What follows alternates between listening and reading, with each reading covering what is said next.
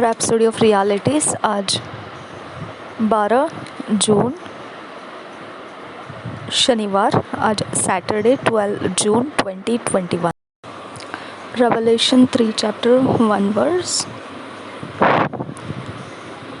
के आधार से आज का विषय है don't live in name only. सिर्फ नाम में ही मत जिए। Don't live in name only. सिर्फ नाम के लिए, सिर्फ नाम में ही नहीं जीना है, सिर्फ नाम में ही नहीं जीना है। हम इंग्लिश में पढ़ेंगे किंग्स जेम्स वर्शन में से chapter 3, Revelation chapter 3 verse 1। And unto the angel of the church in Sardis write these things, saith he that hath the 7 spirits of God and the 7 stars. I know thy works, that thou hast a name, that thou livest and art dead. और एक बार पढ़ेंगे Revelation 3 chapter 1 verse. And unto the rhapsody of realities में जिस प्रकार से लिखा है उस पुस्तक में से ये वचन को पढ़ेंगे। Revelation 3 chapter 1 verse. And unto the angel of the church in Sardis write these things, saith he that hath the 7 spirits of God and the 7 stars. I know thy works, that thou hast a name, that thou livest and art dead. Revelation 3 chapter 1 verse. हम हिंदी में पढ़ेंगे इसी वचन को।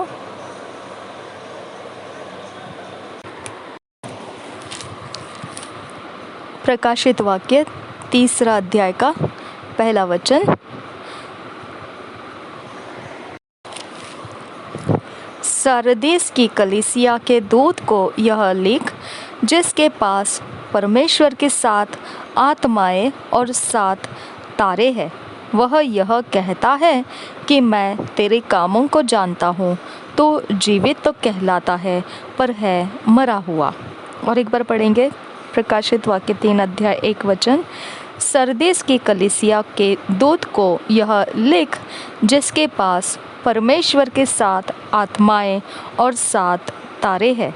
वह यह कहता है कि मैं तेरे कामों को जानता हूँ। तो जीवित तो कहलाता है, पर है मरा हुआ।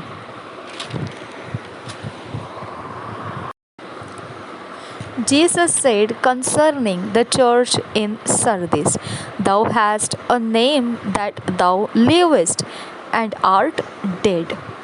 प्रभु यीशु मसीह सरदीस की कलीसिया से संबंधित कह रहा है। वह इस प्रकार से उसको कह रहा है, तो जीवित तो कहलाता है, पर है मरा हुआ। तो जीवित तो कहलाता है, पर है मरा हुआ। The church lived in name only, but was dead. ऐसी कलीसिया जो केवल नाम के लिए जी रही थी, परंतु वो मृत्यु थी, वह मरी हुई थी। ऐसी कलीसिया जो नाम के लिए तो जी रही थी, परंतु मरी हुई थी। तो आज का विषय इस वचन के आधार से don't live in name only. नाम के लिए केवल मत जिए। केवल नाम के लिए नहीं जीना है। केवल नाम के लिए नहीं जीना है। ये आज का विषय है। It's like living in history. ये इस प्रकार से है कि जैसे कोई इतिहास में जीवन जी रहा है और वो इतिहास में जीवित है। The death mentioned here is not total death. जो मरना यहाँ पर बोला गया है, यह संपूर्ण मृत्यु नहीं है, संपूर्ण तरीके से मरना नहीं है। It's a state where even though there are still works and activities, there is so much apathy and spiritlessness.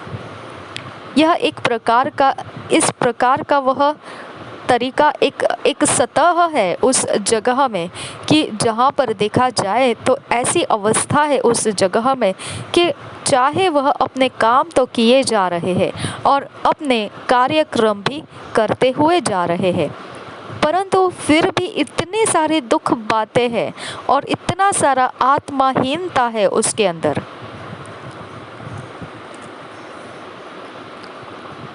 Being alive in name only is not a good thing.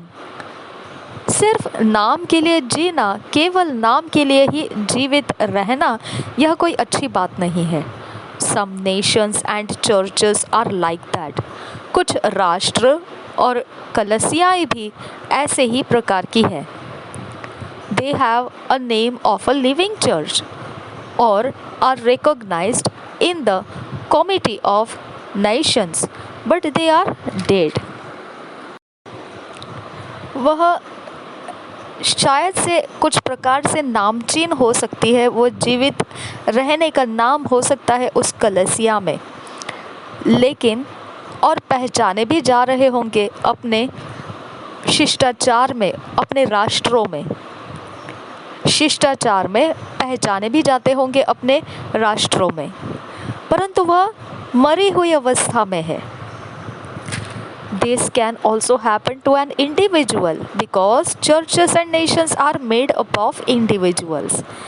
यह मरी हुई अवस्था हो सकता है, किसी व्यक्तिगत इंसान में भी हो सकता है ऐसा मरी हुई अवस्था, क्योंकि कलीसियाएं और राष्ट्र भी व्यक्तिगत में से ही चलती है, तैयार होती है। A worship leader, for instance, could sing and people would think he is alive, but he knows that he struggles to pray, does not fast, and no longer reads the Bible. कोई आराधना करने वाला अगुवा जो है वह कुछ समय के लिए गीत तो गा सकता है और लोग सोचेंगे कि वह जीवित है, परंतु वह खुद जानता है किस प्रकार का संघर्ष किया जा रहा है। वो प्रार्थना करने के लिए उपवास नहीं कर पा रहा है वो, और पवित्र बाइबल तो वो पढ़ ही नहीं रहा है बहुत दिनों से, लंबे समय से वो पवित्र बाइबल भी नहीं पढ़ रहा है। God wants everyone in this position to repent. परमेश्वर चाहता है हर एक जो ऐसे परिस्थिति में है, ऐसी अवस्था में है, उन्होंने पश्चाताप करना है। The master's instruction to such folks is to be watchful and strengthen the things that are ready to die. जो स्वामी के सूचनाएं हैं ऐसे प्रकार के लोगों के लिए वह यह है कि जागते रहो, जागृत रहो और उन सारी चीज़ों को जो अब मरने की अवस्था में जाने वाली है उनके अंदर बल चढ़ाओ। That's quite interesting. ये बहुत ही रोचनीय बात है। For that worship leader, it may be the singing that's ready to die and he or she does not know it. उस आराधना करने वाले अगुवे को हो सकता है केवल उसका गीत गाना ही अब मरण अवस्था में जाने वाला होगा, और वो कोई स्त्री या पुरुष कोई भी हो ये नहीं जानता होगा। So, fan the embers of your desire for the Lord and the things of the Spirit. हवा दीजिए आपके उस चिंगारियों को जो आपके अंदर इच्छा के रूप में है प्रभु के लिए, और आत्मा के, पवित्र आत्मा के चीज़ों के लिए आप उस चिंगारी को जलते धधकते रहने के लिए हवा दीजिए। Be a glow and a fire for him always. ज्वलंत रहिए और सदा जलते हुए रहिए, हमेशा के लिए उसके लिए। प्रे ऑफन, लगातार प्रार्थना कीजिए। विन सोल्स, आत्माओं को जीतिए। Study and meditate on the word, परमेश्वर के वचन पर अभ्यास और मनन कीजिए। Be watchful and strengthen this things, जागृत रहिए और बल चढ़ाइए इन चीज़ों में। Be fervent in prayer, serving the Lord in truth, आप बिल्कुल धुन से भरकर दिलो जान से आपके आत्मा में आप रहिए, प्रभु की सेवा सच्चाई में करते हुए।